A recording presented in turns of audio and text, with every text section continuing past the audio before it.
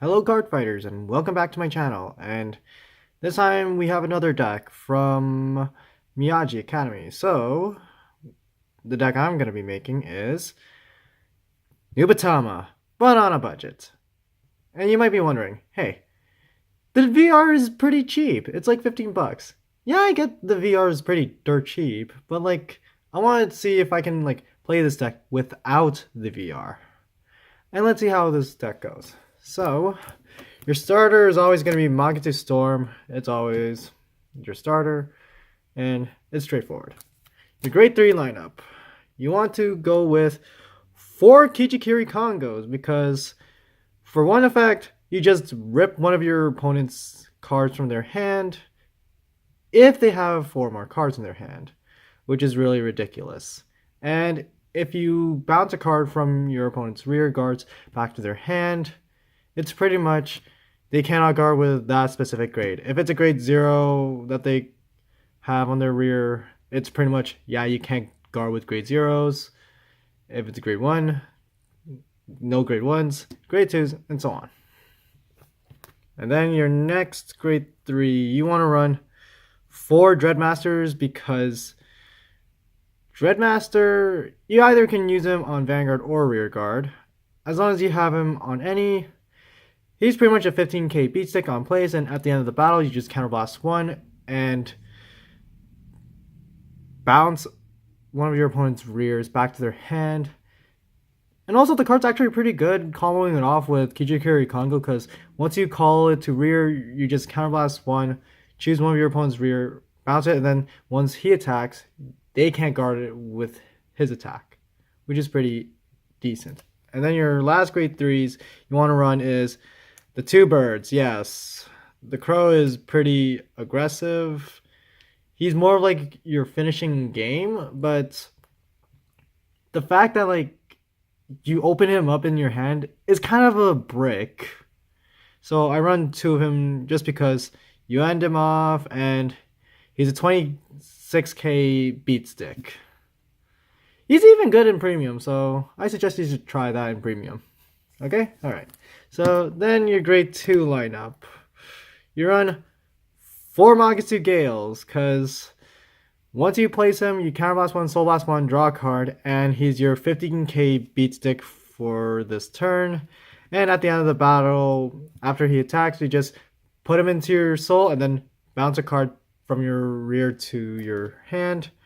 And he's pretty good for saving your counterblasts.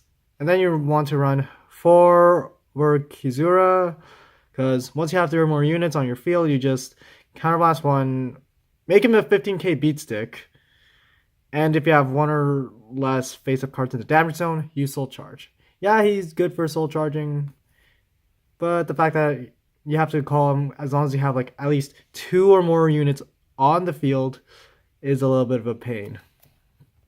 Your last grade 2s, you want to run 2 of the Tsunamasa, because you can call him to rear and put the 3k to your Vanguard. If it's grade 3, you just soul charge. And then after that, once you finish the battle, you just soul blast 1 and then you bounce him back to your hand, which is really stupid. And I think it's fun to have him on your rear guard because you get to build up your soul and then bounce him back to your hand.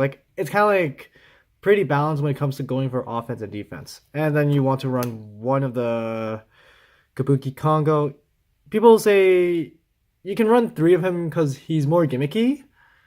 But for me, I think wasting 2 of your counterblast is a little bit alright. You can switch it up to run 3 Tsunamasas or 3 Kabuki Kongos. It's your choice. But for now, I'd say this is kind of decent. Your grade 1 lineups, you want to run 4 Sakura Fubukis because they're your counter chargers, and 11k boosters or beat sticks. Not gonna say why, but he's pretty much your counter charging if you have 1 or less cards in face up in the damage zone.